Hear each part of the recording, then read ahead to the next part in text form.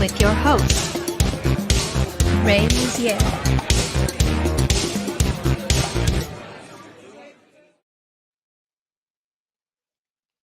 What is happening, everyone? What is up? I'm just sitting here drinking my KoRn coffee.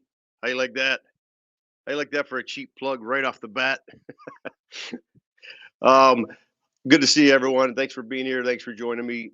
Don't mind me. I just got off tour. We've been out for about 8 weeks now, and some of you know that little thing called COVID hit some of our band, and I'm also talking into this mic, so I don't always talk like this with my hand right here, but so just so you know. So yeah, that was kind of weird. Jonathan Davis got hit first, so we went home for 12 days, paused the tour, and then James Monkey Schaefer got it after that. So we thought we were kind of doomed, you know, this wacky world we live in right now, but we did it. We made it to the finish line, and thanks to all of you that came out, our hearts. I mean, it meant everything to us to see you there. I think more than ever, we need live entertainment right now, and it was beautiful seeing you guys smiling out there, rocking out and yelling. So thank you so much. I'm so happy to be here. Here's my studio. As a lot of you know, and some of you don't know, I endorse DW hardware and pedals, and that crazy rack you saw out there, some of you saw on tour, that is 100% DW, and I freaking love it. That thing is just weird and curved and all over the place.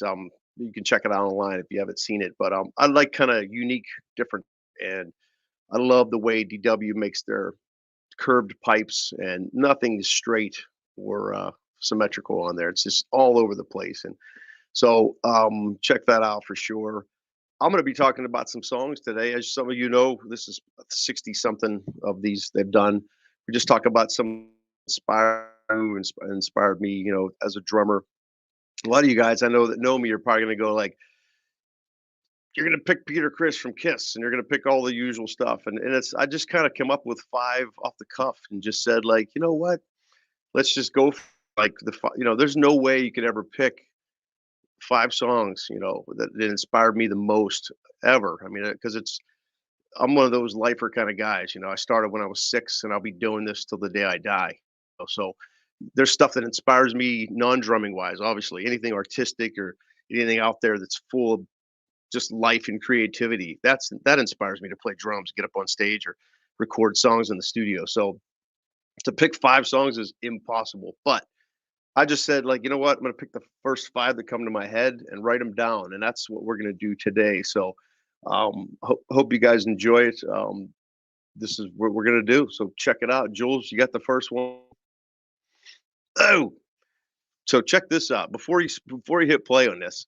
So some of you know from 97 to 05, I played with the one and the only David Lee Roth, and you got to talk like this with a cigarette and zippity bop, because that's the way he talks every single day of his life. And I had to hear that for 8 years on the bus and off the bus. Now, I love you, Diamond Dave. You're a legend. There's no one on a planet like you, forever, for life. This is kind of ironic because I grew up in this 118-acre farm in the middle of nowhere in Pittsburgh, Pennsylvania. And, you know, I have had Kiss, Motley Crue, Ozzy, Black Sabbath, you know, of course, Van Halen hanging on my walls. And I'm like, you know, when there's no one there to really tell you what to do or what to play, or, you know, I stole my sister's records. She's 5 years older than me. And I went over and said, hey, what's Ted Nugent? I don't know what the Eagles are. I kind of heard of that Beatles band. You know, I just would pick up records and kind of steal them and take them over to my record player and throw them on cassette and then take them back to her room. Sorry about that, Laura. But it's true. I would take them and put them on cassette and then, like, sit there with a cassette, and I didn't even know what a hi-hat cymbal was or a snare drum. I just heard the sound of the drums and went, I think he's doing this. And I think for a while I was kind of chugging eighth notes on my snare drum and hitting the accent on 2 and 4 because I didn't really understand the hi-hat thing. And so I started at a very young age, 100% self-taught. And so I put on stacks of records. You know, you always know, like, when Back in Black was on, it's like, okay, I can kind of grasp this. And then Moving Pictures would hit from Rush, and you're like, why is this so much harder? You didn't know Neil was at a different level or on, you know, more technical at the time. So That's all I did is play the records. So this Van Halen was one of my favorite bands to sit and just play to. I mean, it was like there was such a rawness about Alex Van Halen. He's one of my favorite drummers of all time, one of my biggest influences.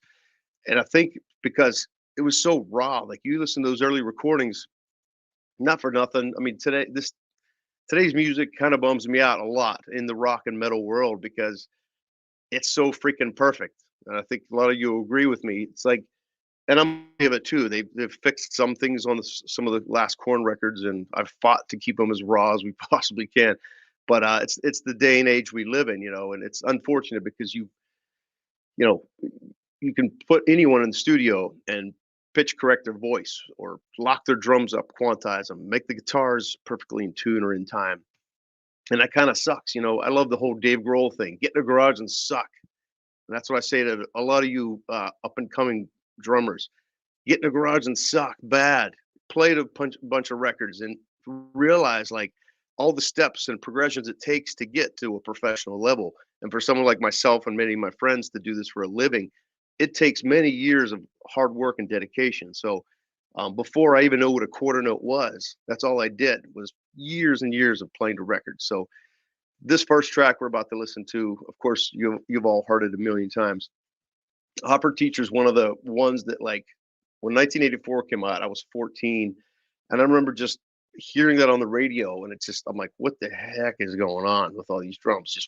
And then there was the overdub thing would pow on top of it, and it got busier and busier until the groove broke in. And that ride cymbal pattern he had in the beginning, I'm like, what is this? I didn't even know, how to play a shuffle and a double bass at the time. But I would sit in my bedroom on that farm in Pittsburgh, Pennsylvania, in my underwear. Yes, my underwear, kids. And play that song over and over and over again. I couldn't. How's he doing this? How's he doing that bell? Why don't I sound like that? And you would just, over and over and over again.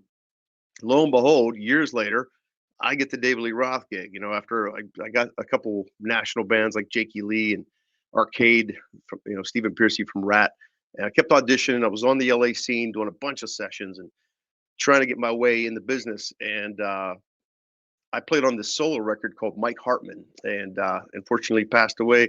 Love you, buddy.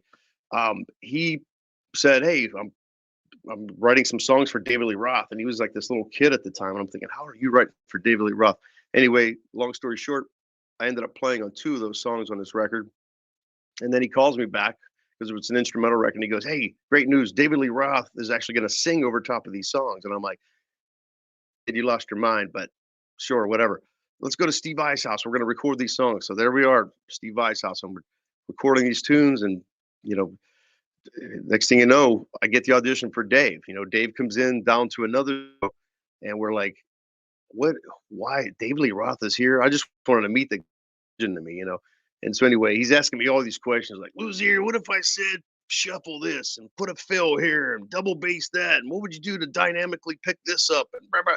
He's asking questions. I was just hired for the session. I had no idea why he was asking all these questions. I, thought he was crazy. But lo and behold, the guy calls me the next day. The engineer guy goes, "Hey, you got the gig." And I go, "What gig?" He goes, "Didn't you think that was weird? Dave was asking all these questions." And I just thought he was a wacko. I didn't know.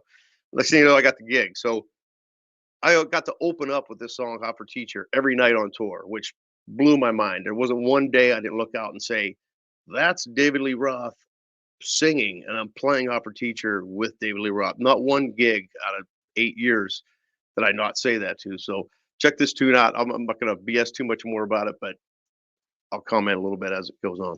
Listen to this intro. Insane.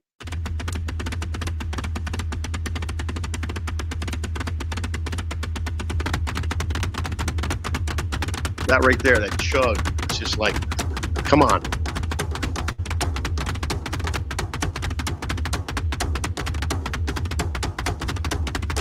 And it's so greatly shuffled, man.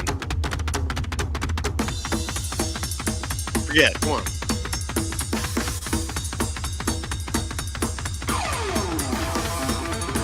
That bell pattern just makes that whole part. It would have been so much different if he just laid down quarter notes on the bell. That bounce he has on the bell is so awesome. Hear that stick lick? That's what I mean. The rawness of Alex Van Halen. You always hear like little stick clicks and little imperfections on the snare, and there wasn't a perfect snare hit every time. It was a little like perfect, awesome. Zippity bop. Oh, wow, man. Wait a second, man. What do you think? I mean, come on. First time you heard this song, you're like, Dave's talking about what teacher going to look like this year, whether either hot for teacher. You're talking about a teacher that's hot. Are you nuts? In the 80s, like that, anything went, you know. You couldn't really sing that now.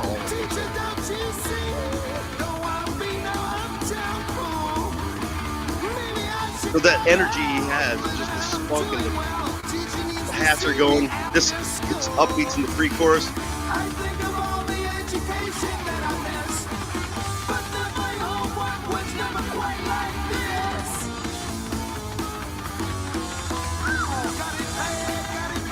So that's, you know, those accents are a little bit harder to do than you think. You know, if you try to play this song for the first time, you're like, when I shuffle, my right foot's planted and my left is always on the up.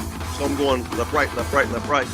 A lot of people go right, left. I was talking to Greg Bisonet years about this, and he does the right to left. And so all those up accents are always on the left foot, which kind of throws a lot of people off, but it's comfortable for me. This is Phil. So badass. There's just a rawness about everybody. Like Dave's just, Van Halen's always about the party. It's always about great sounding music, just having fun, and that's what I love about it. Eddie's playing on this, Al's, Mike's, everybody. It's just like every song was just about the party. Capture that in the studio.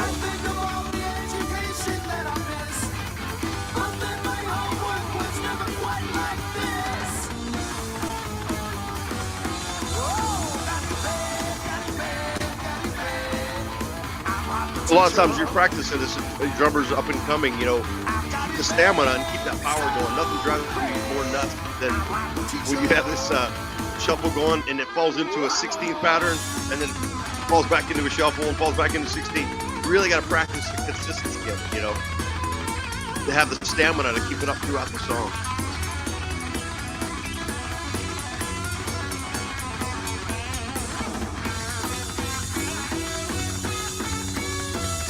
What a great break.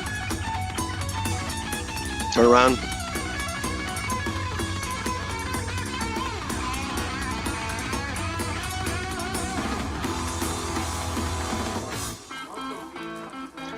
So live here, I would keep the side stick going to keep Dave in time.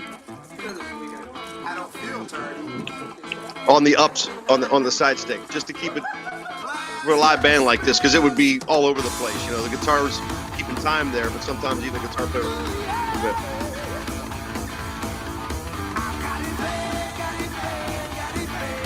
I love the chaos of this ending right here. Just listen to this, the way those cymbals sound right here.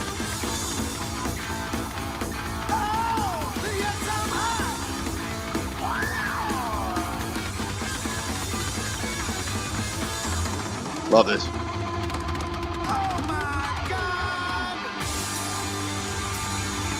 You just, it sounds like a live freaking band in your face. I love it.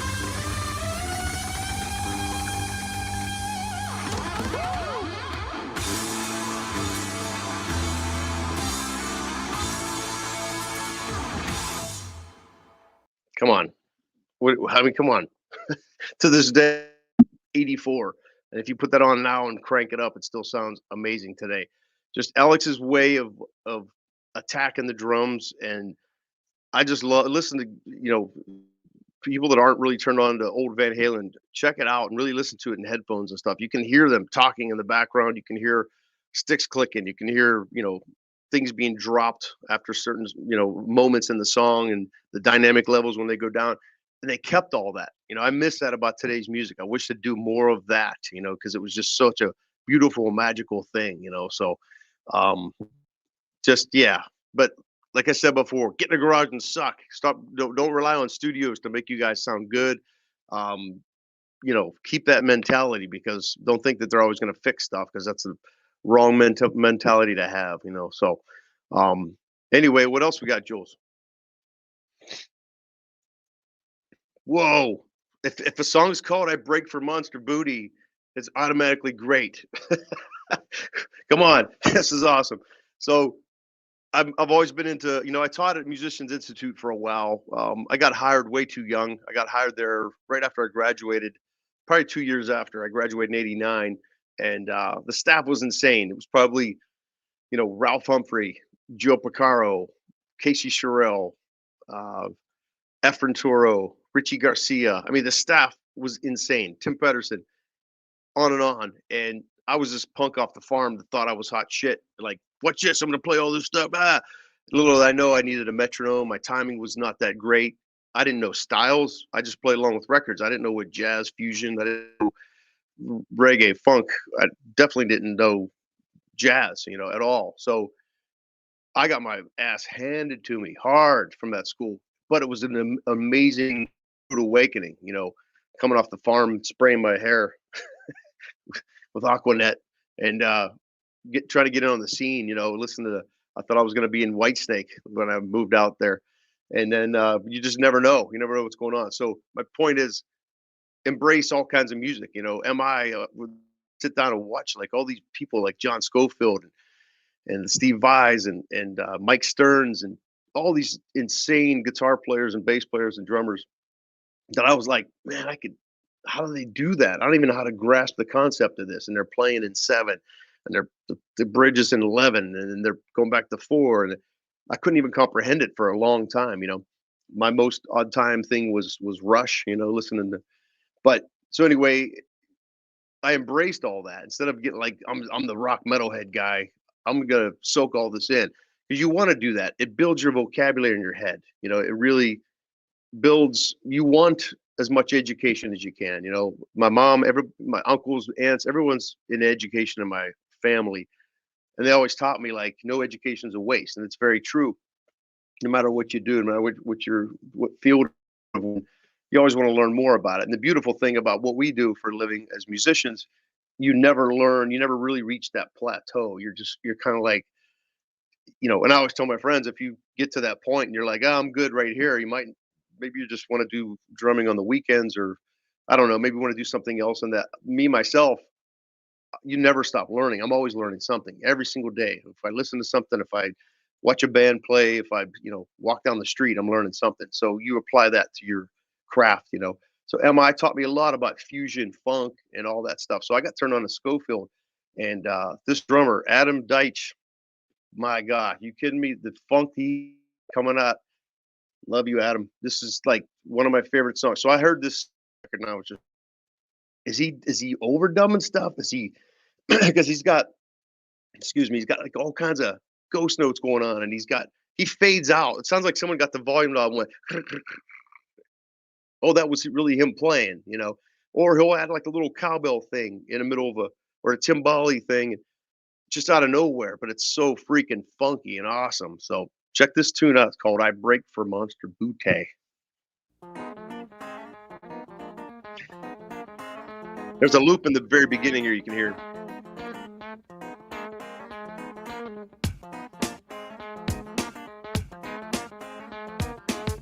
This is Phil. It just sets the whole thing up, and then there's up hi-hats.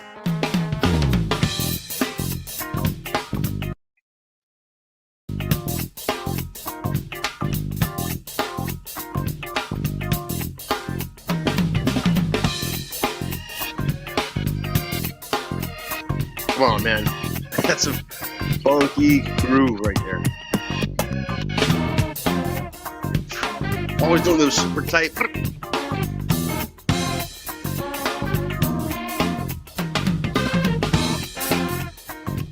How present the drums are on this recording. They're right in your face.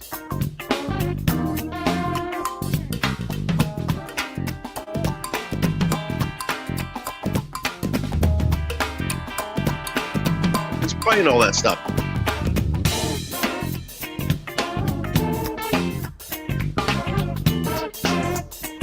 That doesn't make you move right there. You don't have emotions or feelings in your body.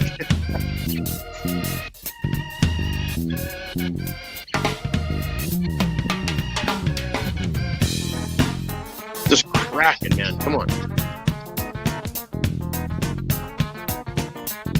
And again, with the shuffle fill.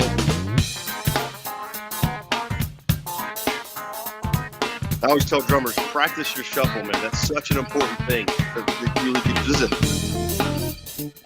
Instead of doing the triple dot dot dot, you go dot dot dot on the up. Come on, really clever. It's like there's ear candy all throughout the song. If you listen to this in headphones, you're like, whoa, there's something over here. Oh, there's a side snare right there. Oh, there's a cowbell. Or there. Kick the toe around Europe, now we ready to rip. Coming equipped, different type of styles for flip. We testing your skill. Formula is coming mad real, cause you can't stop. Think your brain mad still with the concoctions. Cooking up fluids, man, in the I love this. Listen to how he comes out of this. You wish you never had till it makes me mad. Weak rappers wanna flex. Go rock with Miles, and he's one of the best. Yes. Love that.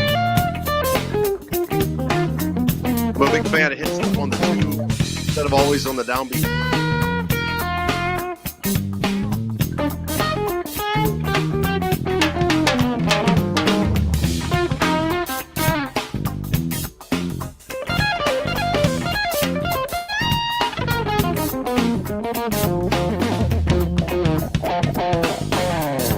So good. And even the way Schofield's playing just sparse, sporadic things. And those cool fade in. Such a cool, funky bass.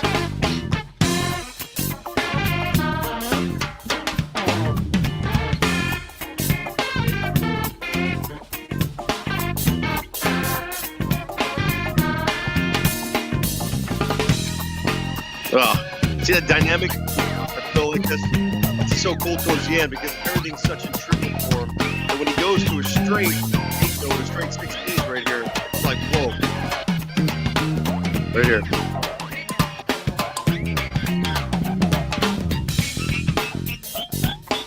Coming up.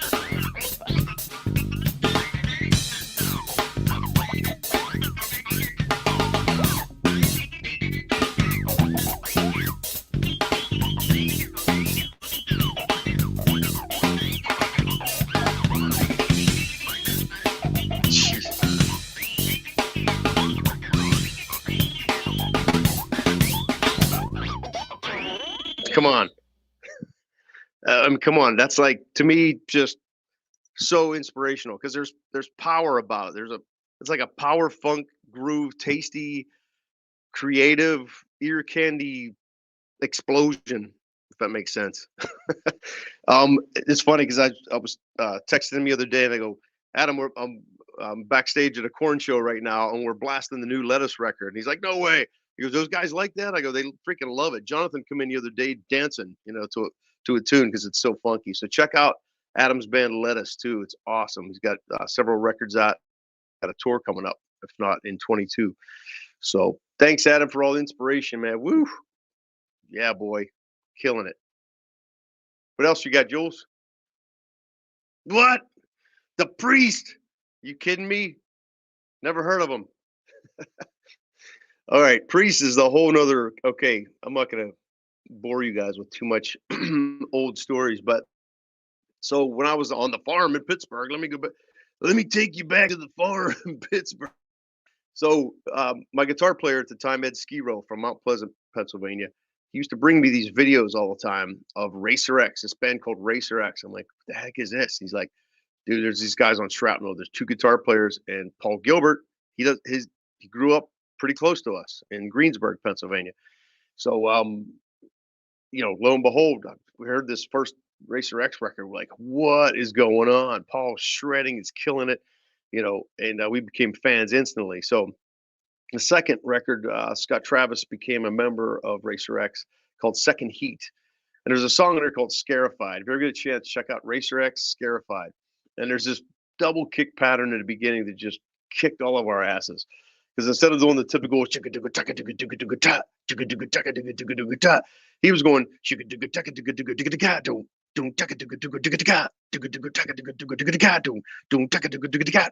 we're like, what the heck is that? There's like a 4-stroke rough on the kicks with the snare, and we instantly ran to my drums like, what the heck is he doing right now? This is probably, I don't know, 86 or 87. And so anyway, instant fan of Scott Travis. I'm like, this guy's a monster. He's a beast. And then I started checking out the rest of the Shrapnel catalog. And it turns out that Dean Casanova was on there, and he's playing with Tony McAlpine and Cacophony and all these. Dean became another one of my favorites because of his power and his dexterity, and the fills were so powerful and just killer that I was so attracted to him. Atma Noor from Richie Kotzen's band and Cacophony, and Steve Smith from Journey's on a couple. He's on the first Richie Kotzen record. And all these Shrapnel guys, like I was like, man, this label. It's an indie, but if there's a lot of people that know what the hell they're doing on their instrument playing on these records. So instantly I went to Scott. I couldn't wait for the next Racer X album to come out. And it wasn't that long lived, that band. I think they had 3 or 4 records out. But lo and behold, right after I moved to LA, I heard, we're like, what, I gotta see Racer X. What about Racer X? And we went to the country club at the time. I don't think it even exists anymore, and saw them a couple times. But then they kind of went away, and we're like, what happened to Scott? I want to know what's going on. And then we heard that he got the Judas Priest gig, and I was just like, yes. You always want your people you look up to and people that inspire you to get a big gig and to keep killing it and making more better music. So like, what's he gonna do with Priest? Because you think of Priest, you think of like, Head Not to the Highway, and you got Another Thing Coming, and all these straight ahead kind of songs, which are great, which I love. Back, from Simon Phillips to Dave Holland, everyone that played drums with them has been amazing. But what's Scott gonna do? And then I turned on the radio, KT in Los Angeles. At the time, there was nothing but like hard rock and metal station, which cried literally the day it went away because it was the most amazing station. But Painkiller comes on, and you just hear this flurry of notes, and just are you kidding? Like nothing will, touch this drum intro. So check this out. This was stupid. When you heard this on radio for the first time, I was like, I almost wrecked the car.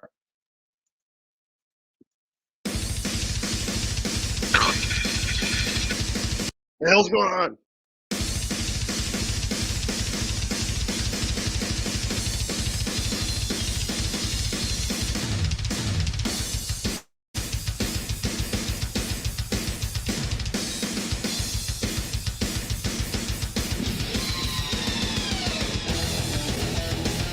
Just, brutal in your face. That introduction is just like, here I am, ladies and gentlemen. I am Scott Travis, and you are not.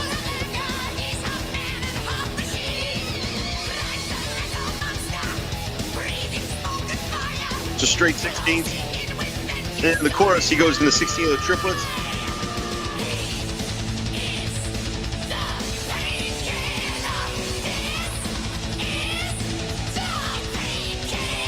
Back to 16th. It's just power to the hell. There's no more ways to describe it. It's just like this, the entire song.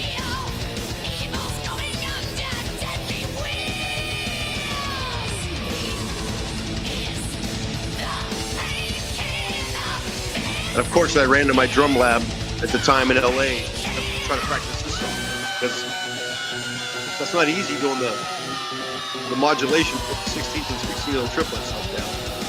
This is one of my favorite parts coming up. It sounds like it's speeding up. Awesome, right here. Back to triplets. Accents.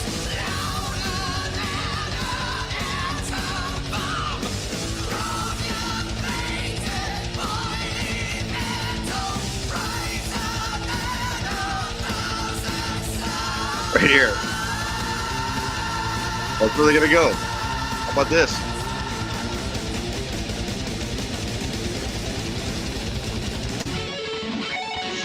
Come on. Craziness. And of course, like the massive extension of guitar solos. But it was Scott's power, I think, lifted Judas Priest at this time.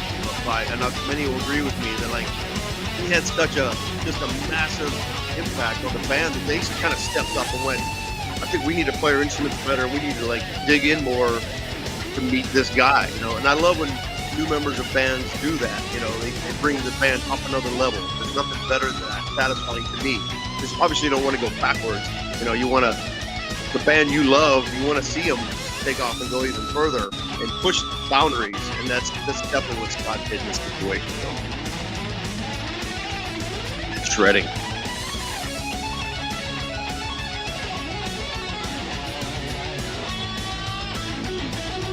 Yeah, definitely check out the Racer X records, and obviously every record that Scott's played on to this point, it's amazing.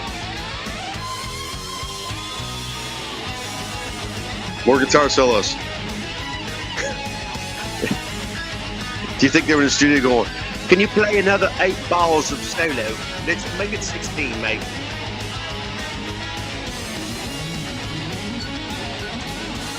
Look at this.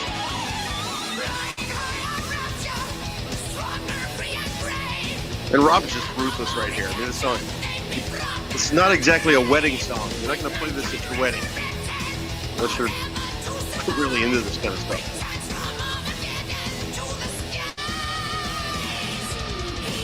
I love that. 16s on the snare, 16s on the kick drum, and right into the chorus, goes right in there.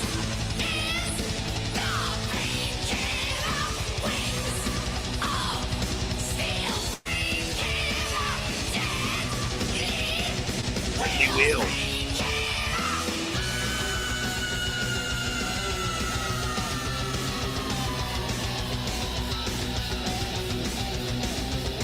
Here we go.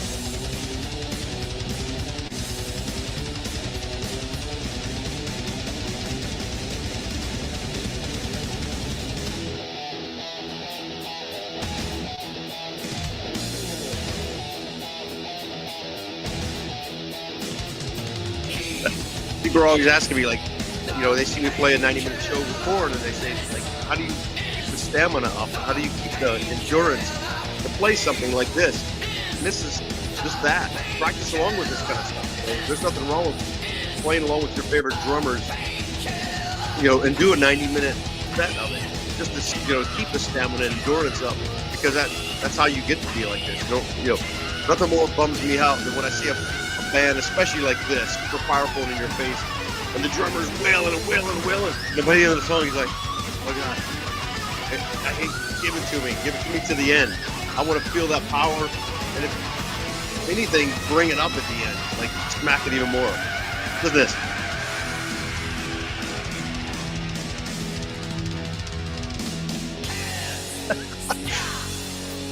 And then you think it's over, he does this big crescendo speed up thing.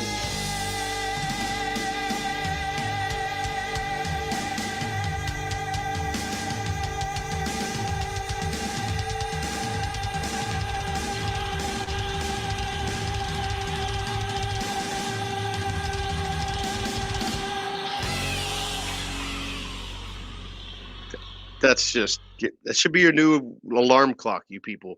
Put this on your put this on your iPhone as you wake up tomorrow, and when you hear that drummer intro, you'll think of me. You go, "Damn it, Luzier, why did you make me do that?" Now you'll get up, I guarantee you, and you'll be like jogging and getting your workout on. But I mean, there's, you know, still to this day when I see him, he's still got power. I'm blessed enough to do some of these festivals, you know, overseas, and every once in a while we end up on the same festival together, and I'll go over and check out his kit. And he's very tall. He's like, he's got to be 7 something. I'm not, don't quote me, but he's super tall. So when I sit down on his drums, it's like everything's a mile away from me. I can't reach it. But then he sits on my drums, and it's, you know, I sit high and weird, and no one thinks my drums are ever set up when I'm ready to play. So, but again, listening to other people, you know, that was 2 completely different drummers, Adam to Scott to Alex, 3 different drummers, but embrace it all, you know, take it in. If you're not a metalhead, listen to some of that stuff. Listen to some of the fast double bass stuff. If you're not a, you know, swing person at all, listen to a bunch of jazz stuff. I just listened to Greg Bissonet's record with Maynard Ferguson the other day, and I believe his brother Matt's playing bass live from San Francisco, the Maynard Ferguson record. Unbelievable, because he's like putting rock double bass fills in jazz and stuff like that. Just super inspiring. So what else? I don't want to keep blabbing too much. What else we got, Jules? Oh, Sting, another guy I've never heard of. Vinnie Colaiuta. I mean, okay, so in Los Angeles, I heard I've been in Nashville now for 7 years, but when I lived in LA for the 26 years there, there's all these really cool clubs. There's the Baked Potato, there's Lava Lee, there's Cafe Cordial, there's all these little really cool clubs you can go to. Some of your favorite monster drummers play in these small settings, like not much bigger than the room I'm in right now, and they're playing 10, 15 feet in front of you. And I mean, I would go there and just watch everyone from Dennis Chambers to Colaiuta to, Billy Sheehan, Mike Stern, all like the monster people would play these little tiny clubs. You can't believe your jaw's just on the floor, because you can't believe you're watching and seeing these legends play this place. So that was my first experience, watching Vinnie play and just destroying the place with no mics on his drums. He didn't need them. Like, it was just, you're right there. He's in your face, you're in his face, and you can feel every single ghost note, every little brush of a splash cymbal, and it was beautiful. So this record, when it came out, Sting, 10 Summoner Cells, man, every single song on this record is freaking brilliant, off the chain. Like, because if you know Vinnie well, and a lot of you do, that he take it over the top, and he will lose you, but he knows where he's at, but he will take it so far out and so far out to space, but he knows where the heck he's at.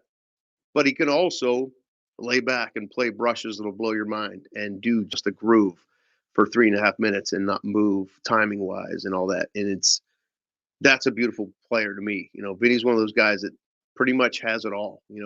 He can play with Sting, he can play on a Megadeth record, he can play anything basically, and be convincing. That's a whole thing about it. Like, I've faked some jazz records and I've faked some country stuff, and some I chose not to put my name on, but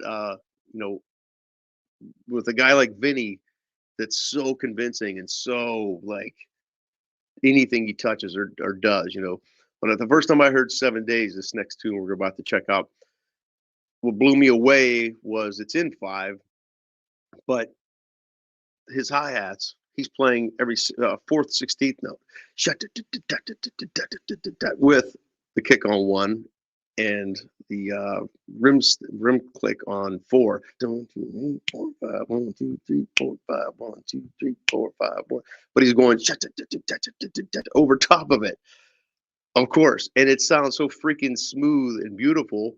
And of course, when Sting sings, the whole band, everybody that plays in that band has such they don't make a lot of bands when they do an odd time song, it's very blatant, like, oh, we're playing in 7, we're playing in 5, this is going to mess you up and you can't tap your foot anymore.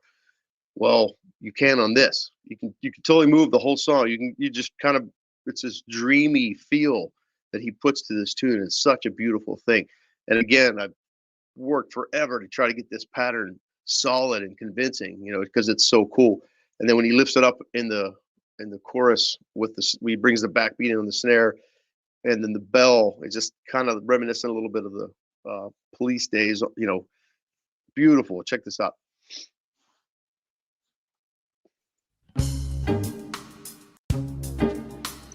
Hear that?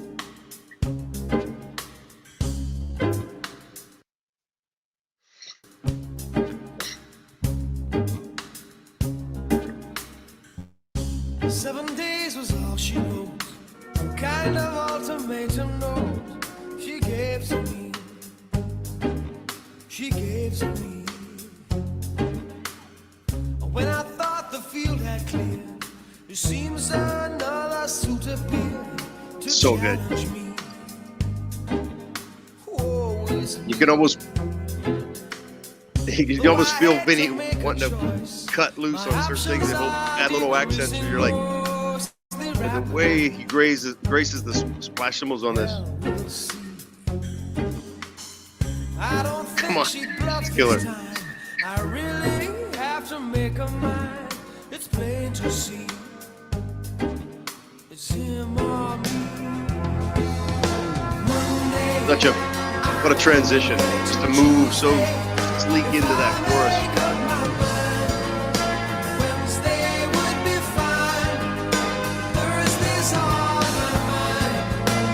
those little accents. Snare, tom, snare back. Like,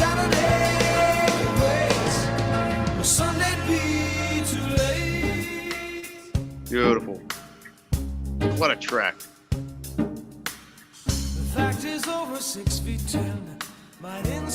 Gordon, the way he's just so like, oh, I'm just singing in 4. No, I'm not. I'm in 11, 17. He's so smooth. I love it. Ask if I am mouse or man. The mirror squeaked the way I ran. Check this out coming up. In time for his tea. Now. Does it bother me at all? My rival is Neanderthal. It makes me think. Totally changes the feel right there. Perhaps I need a drink. IQ is no problem here. We won't be playing Scrabble for a hand I feel. This is awesome fill right here. Smooth like butter.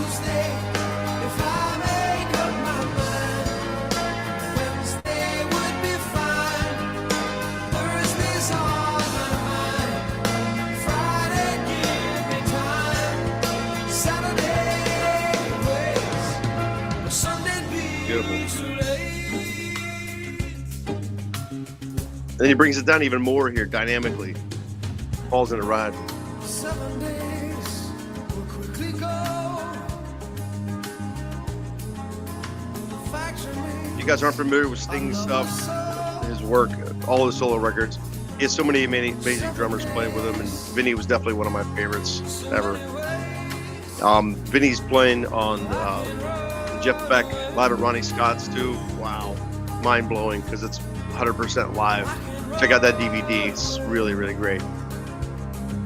That girl bass player, 𝗟𝗨𝗭, I think her name is, amazing.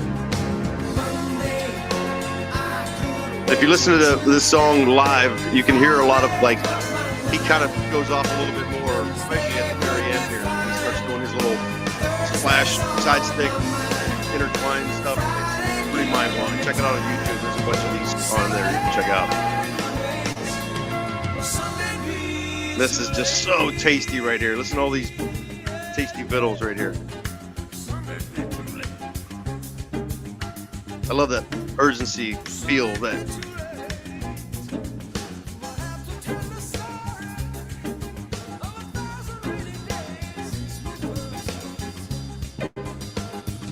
So, come on.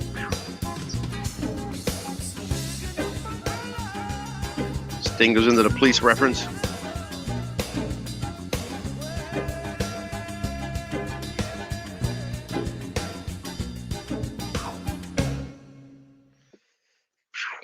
Come on.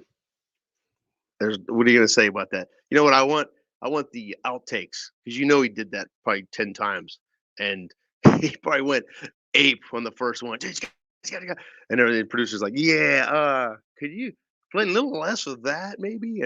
I want to hear all those outtakes. I bet you someone has them out there. But just beautiful playing, man. I mean, he's another guy. Like I said, stylistically super convincing on anything he plays. It's so inspirational, to listen to anytime I hear him play anything. So, I always tell people, have an open mind, listen to a ton of different people. Don't just hone in. It's great to have your favorite styles and your favorite drummers and favorite musicians. God knows I do, but it's okay to listen to something off the wall. My wife will turn me on to stuff that I've never even heard before, because I'm not into that genre of music.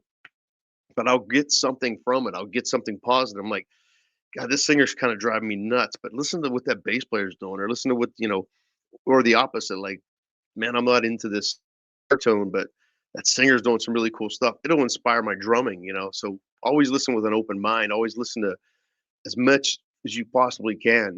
Don't be jaded from stuff that you might think is not that happening, because it might turn out to be all right. So. I don't know if is that all the songs, or was there more? Is that the last one? Oh, how dare I blow you off, Jerry Gaskill? I apologize for this. The mighty 𝗟𝗨𝗭𝗜𝗥. Come on, I don't know if you guys know about this band. If you don't, right when you get done watching this, go buy. Don't download all this stuff for free. Buy their records on iTunes if you can, or if you're a geek like me, I got all the vinyl and the CDs. Some I have twice. Dogman, I think I own 3 copies of this. I'm not exaggerating. When this record came out, I had to have a copy for my car, my home stereo, and my rehearsal studio because I just fell in love with this record so much. King's X is one of my favorite bands of all time. They're one of my biggest inspiration influences. I'm a huge fan of heavy, heavy riffs with beautiful melodic harmonies over. It goes back to like the Beatles, but in a super heavy kind of way. I just never heard a trio like this before. And then you go see them live, it's like going to freaking church. Like they're literally that good live. There's no samples, there's no background keyboard player, there's no nothing. It's those 3 dudes, Doug Pinnick, Ty Tabor, Jerry Gaskill, in your face, singing their balls off. Every single part. You hear it on the record, you're like, okay, well, there's no way they're going to pull this off live. Yes, they do, And so they've been around for decades. I mean, I got turned on to them when I moved to LA. They already had a couple records.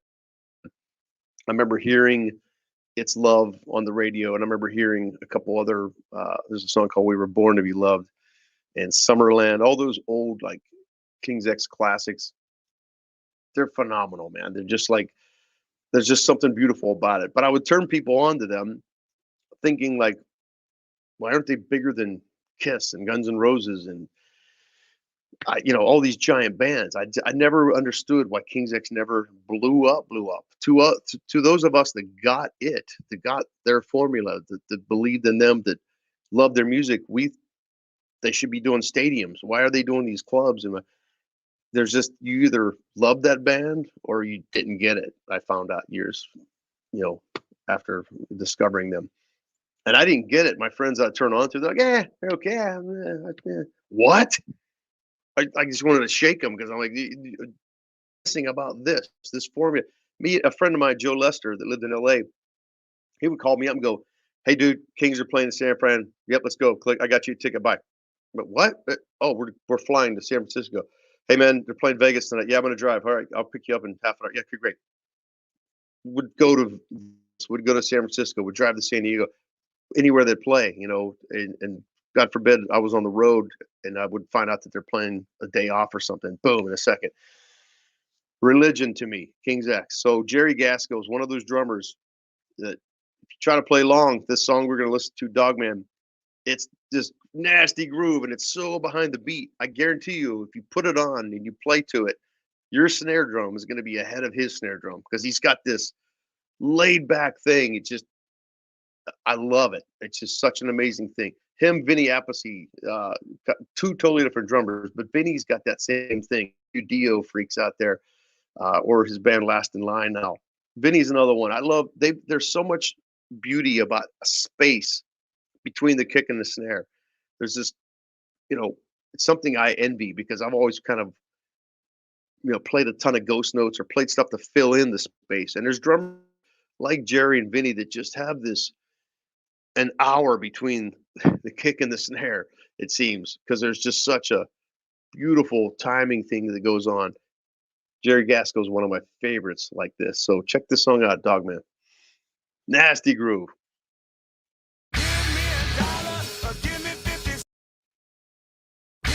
Internet. There we go.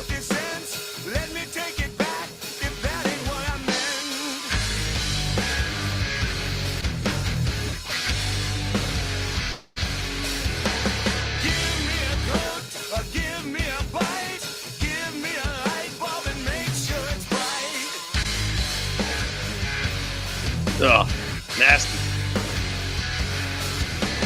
Give me the moon, or give me everywhere. Give me some power to spray up in the air. Up in the air. Let me take my thoughts away to think about another day. Remember. So you go to see King's X live, and they're not puppies anymore. Doug was turned 71, so they don't sound exactly like this, but they embellish and they improvise things. So when you see Doug playing, playing bass and he's singing this over top of it. And all three of them are harmonizing, playing their instruments, and they don't let up. There's no like, oh, my vocal part's coming up, I'm gonna ease up on the drums. Jerry lays in just as hard as he's singing, and same with Ty. That's a beautiful thing. A cheap plug about myself.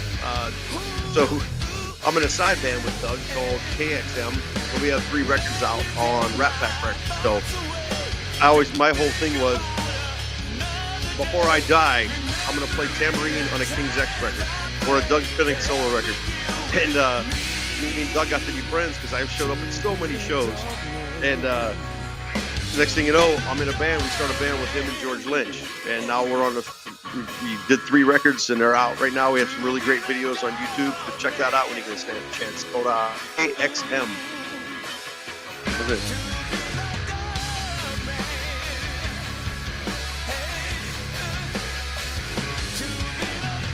Just a heavy, nasty groove. This is Tom part right here. He lays back.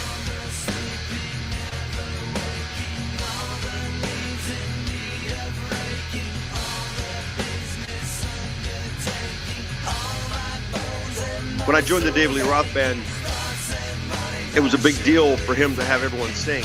And I encourage you drummers out there to try that, because most of us have 4 limbs going. Your instrument, which is your voice, there's another 5th element now you're adding. So there's a timing thing, there's a pitch thing. That's why I use Jerry into your monitors. I don't sing in KoRn, but when I sang with Dave, it's a big deal to hear the pitch you're singing as you're bashing your brains out. So you see King's X and Jerry, like, it's such a beautiful thing how much they nail the note, and they're doing all this. You know, it's such a unique talent, you know. But it's very hard to do. So challenge yourself and try to sing to your favorite records as you're playing, you know, because you never know, if you audition for a band, they might ask you, hey, we need a singer in the band. And you're like, oh crap, I don't sing. Well, you just lost the gig. So it's not a bad thing to, you know, to try out. All those hits are like yesterday.